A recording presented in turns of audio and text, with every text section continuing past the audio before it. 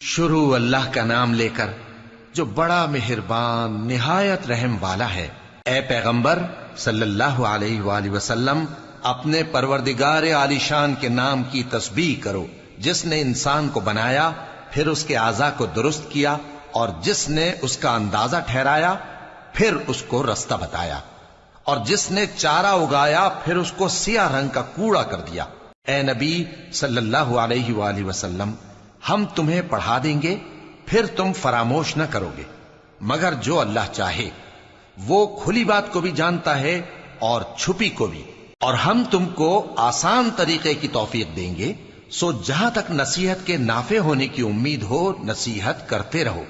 جو خوف رکھتا ہے وہ تو نصیحت حاصل کرے گا، اور بے خوف بدبخت اس سے کترائے گا۔ جو بڑی تیز آگ میں داخل ہوگا، پھر وہاں نہ مرے گا اور نہ جیے گا۔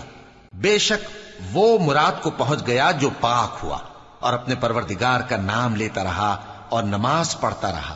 بات یہ ہے کہ تم لوگ تو دنیا کی زندگی کو ترجیح دیتے ہو، حالانکہ آخرت بہت بہتر اور ہمیشہ باقی رہنے والی ہے۔ یہی بات پہلے صحیفوں میں بھی درج ہے، یعنی ابراہیم اور موسیٰ کے صحیفوں میں۔